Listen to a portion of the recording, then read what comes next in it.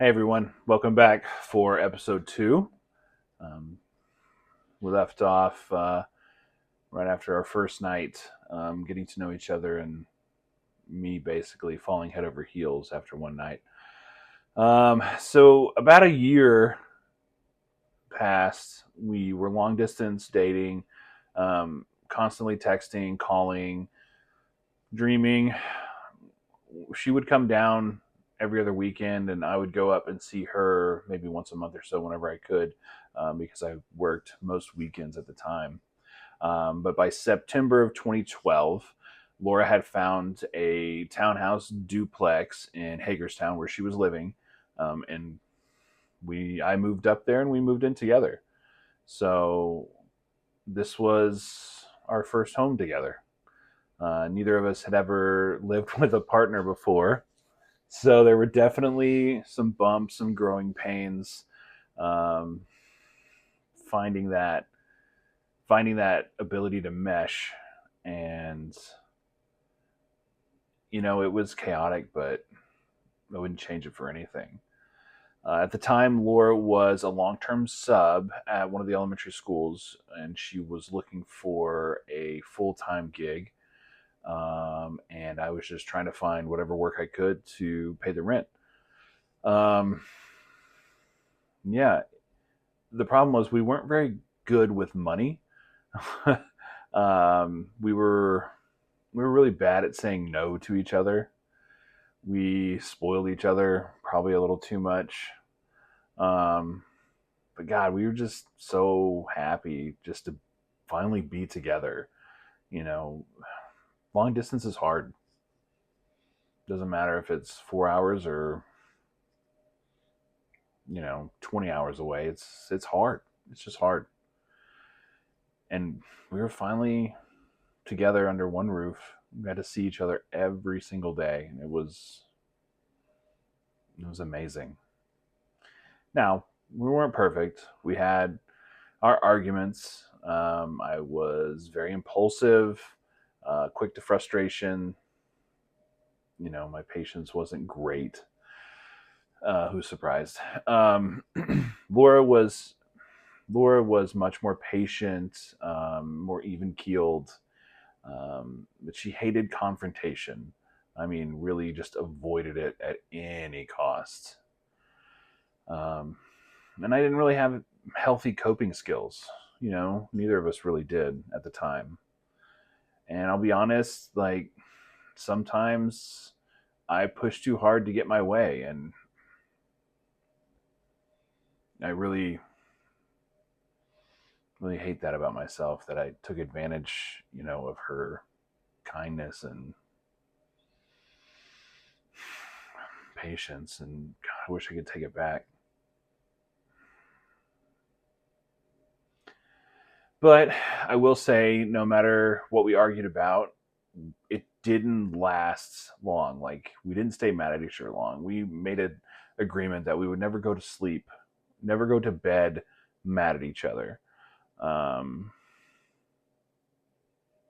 we would try to work out whatever the issue or argument was before we actually went to bed. And I think that's really what helped us keep such a healthy marriage. I mean, we couldn't get enough of each other. The connection we had, physical, emotional, spiritual, everything. It was real. We never strayed from each other. We never had to. Even when we argued, we always came back to each other every time. Every time. It was me and her against the world. From early on, as I said, I fell for her quickly.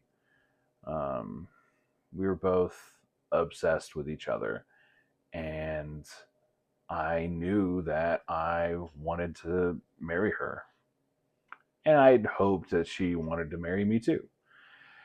Um, so I asked her parents for their blessing, and they said yes and gave me her grandmama's ring, um, that she had when she was married before her husband passed.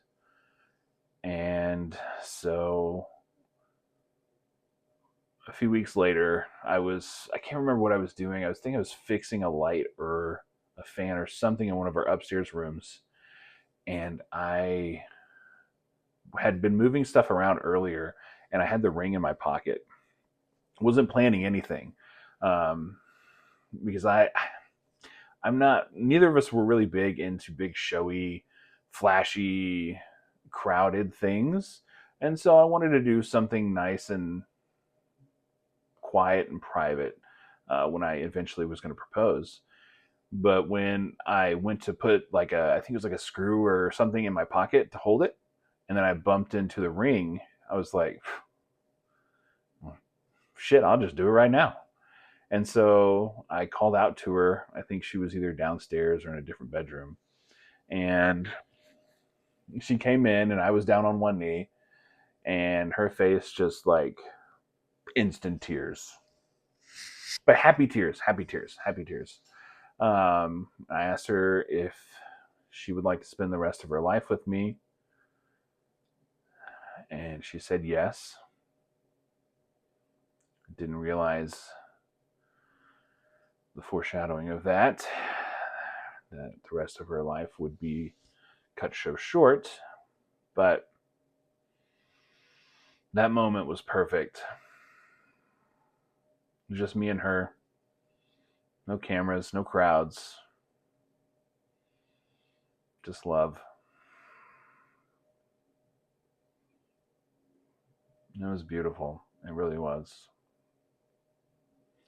So, so that night we went to dinner to celebrate, and it's all we could talk about. You know, we were just so excited, and we're both like, "Well, what's the use of waiting? Let's get something planned out, and let's get married as soon as possible." And of course, everyone thought that was crazy. You know, said you should slow down. You're not ready. It's too fast. It's too soon. Enjoy the engagement. And then we both said, no, we know what we want. So in May of 2013, May 17th to be precise, we got married at St. John's in Hagerstown, Maryland, where her mom was the music director. And it was one of the best days of my life. And she looked like an angel in that dress walking down the aisle. To that point, I don't think I'd ever been happier.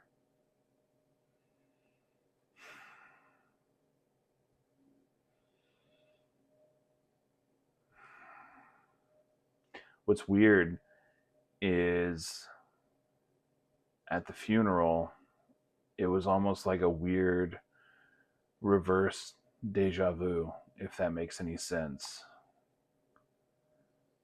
Because I was in the front row,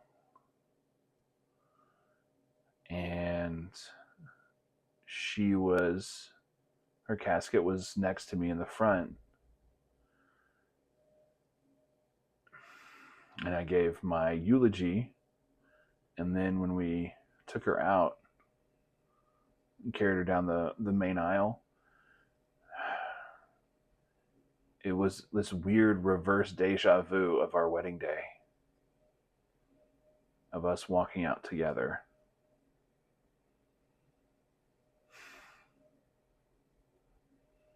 And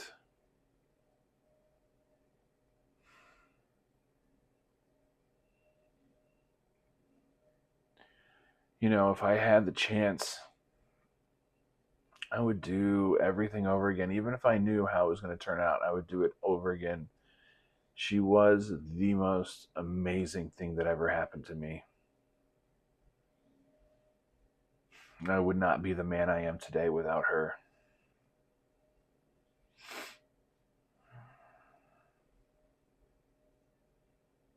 I was lucky to have been chosen by her.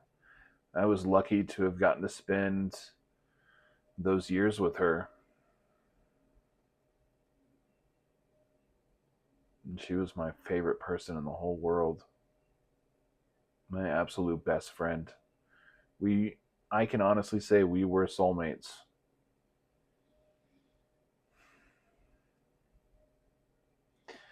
All right, that's about 10 minutes, so I keep going a little long here.